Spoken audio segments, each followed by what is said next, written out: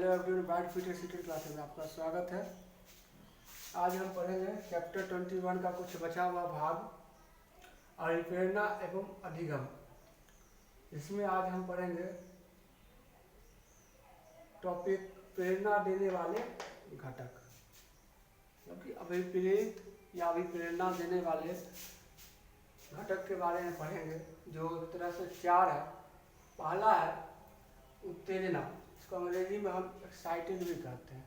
मतलब किसी भी कार्य को करने के प्रति जो हम उत्तेजित होते हैं, एक्साइटेड होते हैं, वो हमारा उत्तेजित होने की अवस्था है। और उत्तेजित होने की अवस्था को ही हम अभिप्रेरणा कहते हैं या प्रेरणा कहते हैं। जो विषय वस्तु आपको उत्तेजित करता है वह हमारा क्या हो गया, एक तरह से अभिप्रेरणा हुआ। अभिप्रेरणा जो है वो क्या है, एक प्रकार का उत्तेजना है, हमको प्रेरणा देता है। और किसी भी काम को करने के प्रति हम उत्तेजित होते हैं या एक्साइटेड होते हैं, वह अभिप्रेरणा का ही या प्रेरणा का ही देन है। उसके बाद आता है आकांक्षा। आकांक्षा, जब हम किसी भी कार्य को करने के लिए जब एक्साइटेड होते हैं तो उस कार्य में कोई न कोई ऐसा भाग होता है या कोई ऐसा अंग होता है, तो कोई ना कोई ऐसा विषय वस्तु होता है जिसको देखकर हम उस कार्य को करने के लिए ही एक्साइटेड होते हैं, उत्तेजित होते हैं। हमारे मन में आकांक्षा जागती है, इच्छा जागृत होती है कि हम उस कार्य को करें और अच्छे से अच्छे तरीके से करें। वो हमारा क्या हो गया, आकांक्षा हुआ। आगे आते हैं प्रोत्साहन। प्रोत्साहन है जब कोई भी बच्चा कोई कार्य करता है तो उसको हम अगर प्रोत्साहित करते हैं शब्द के द्वारा या गिफ्टर के द्वारा प्रोत्साहित करते हैं, मेडल के द्वारा, तो बच्चा क्या करता है, उसके अंदर में एक तरह से प्रेरणा जागृत होती है उस कार्य को और ज़्यादा सफल करने के लिए। एक तरह से उससे प्रेरणा मिलती है। इस तरीके से हम जो है सो, जैसे कि हम जो वीडियो बना रहे हैं, हमें भी किसी न किसी से प्रेरणा मिली, प्रेरित हुए, तभी तो हम वीडियो बना रहे हैं। उसी प्रकार यहाँ भी प्रोत्साहन से बच्चों को प्रेरणा मिलती है और वो उस कार्य को और भी अच्छा तरीके से करने के लिए सफल हो पाते हैं। आगे बढ़ते हैं दंड। दंड का मतलब यहाँ मारना, फटकारना, इससे रिलेट नहीं कर रहा है। मारना, पीटना ये या फटकारना, यहाँ शब्द का मतलब है, दंड का मतलब है, यहाँ अर्थ ये है कि बच्चों को शाब्दिक दंड। अगर बच्चा अगर किसी चीज़ को ढंग से नहीं कर रहा है या किसी विषय वस्तु को ढंग से नहीं सीख रहा है या किसी विषय वस्तु को करने के लिए प्रेरित नहीं हो रहा है, तो उसमें किस तरह से सुधार लाया जाए, कैसे उसका अभिप्रेरित किया जाए उस कार्य को करने के लिए, उस कार्य को सीखने के लिए, उस कार्य को अच्छा से सफल करने के लिए, उसको हम इस तरह का शब्दों का चयन करके उसको समझाएंगे ताकि बच्चों को आसानी से उस कार्य को सीख सके और आसानी से समझ सके। तो यहाँ दंड उस तरह का होना चाहिए, शाब्दिक दंड से हम कहेंगे। आगे है अभिप्रेरणा के बारे में तो हम पढ़ लिए, अब हम पढ़ेंगे अधिगम के बारे में। अधिगम का अर्थ होता है सीखना। सीखना जो है सो आपको एक ऐसा चीज है जो हम हर सेकंड, हर समय किसी न किसी विषय वस्तु से, किसी न किसी जरिए से कुछ न कुछ जीवन में सीखते ही रहते हैं। ऐसा कोई जीवन का पक्ष नहीं है जो हम नहीं सीखते हैं।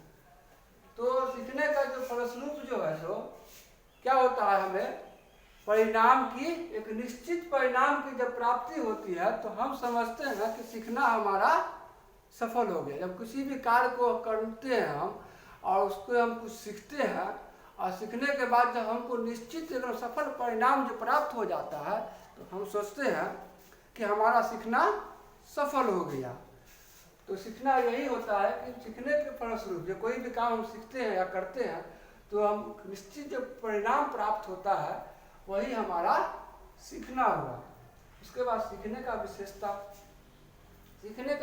जो है सो उसके बारे में सीखना क्या, एक सार्वभौमिक है, जैसे कि अभी कुछ देर पहले हम बताए थे, सीखने का कोई एक पक्ष नहीं है, वो हमारे चारों तरफ एक का विषय वस्तु, उससे जुड़ा विषय वस्तु, उसका जरिया विभिन्न रूपों में हमारे वातावरण में, हमारे आस पड़ोस में विभिन्न विषय वस्तु से, विभिन्न परिप्रेक्ष्यों से जुड़ा हुआ है, जिससे हम आम जीवन में उसको, दैनिक जीवन में उसका उपयोग करते हैं और सीखते हैं।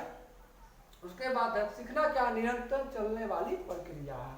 यह प्रक्रिया यह एक जगह से दूसरे जगह निरंतर चलती रहती है और कभी रुकती नहीं है। अगर हम आज कोई एक चीज़ सीख रहे हैं तो कल हम दूसरी चीज़ सीखने की चेष्टा करते हैं या सीखते हैं। हम कहीं एक जगह पर रुकते नहीं हैं। तो सीखने का निरंतर जीवन पतन, निरंतर चलने वाली एक तरह से प्रक्रिया है। उसके बाद नवीन ज्ञान की खोज। अगर हम सीखने के क्रम में नई नई चीज़ों का खोज करते हैं, उसको समझ विकसित करते हैं, अपने अनुभव को विकसित करते हैं, हाँ, और सीखने के पश्चात एक निश्चित परिणाम भी प्राप्त करते हैं। तो सीखने के क्रम में हम अगर कोई एक विषय वस्तु के बारे में अगर सीख रहा है तो हमें एक ही विषय वस्तु से हमको कई ज्ञान का अर्जन होता है, कई विषय वस्तु के बारे में सीखने को मिलता है, नए नए चीज़ों का निर्माण करते हैं हम। उसके बाद में अनुभव में परिवर्तन। अगर हमारा जो पूर्व अनुभव है, अगर हम कोई चीज़ उसी अनुभव के साथ अगर दूसरा चीज़ को अनुभव, मतलब कि जो हमारे पास अनुभव पहले से पूर्व अनुभव, और उसी अनुभव के साथ हम किसी दूसरे विषय वस्तु को सीखना चाहते हैं और उससे सीखने का पश्चात उसका निश्चित जो परिणाम प्राप्त होता है हमको, और उससे जब हमको अनुभव मिलता है उससे क्या होता है, हमारे पूर्व जो अनुभव है और अभी जो हमने क्रिया करके जो अनुभव प्राप्त किया उसमें परिवर्तन आता है।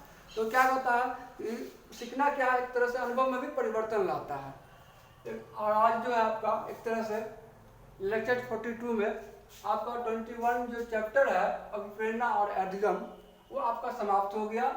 और इस वीडियो में आपको एक भी पॉइंट, अगर एक भी लफ्ज जो है सो, अगर एक भी वाक्य अगर आपको अच्छा लगा हो तो वीडियो को लाइक कीजिएगा और चैनल को सब्सक्राइब कीजिएगा और बेल आइकन को क्लिक कीजिएगा ताकि हमारी वीडियो, अगली वीडियो जो है आप तक पहुंच सके। और हमारा मेन फोकस है चाइल्ड साइकोलॉजी का, जो हम वीडियो बना रहे हैं, मेन फोकस है कि आप लोगों तक कॉन्सेप्ट पहुंचा सके, अपने टूटी फूटी लफ्जों में आप लोगों तक कॉन्सेप्ट पहुंचा सके। और थैंक यू, धन्यवाद।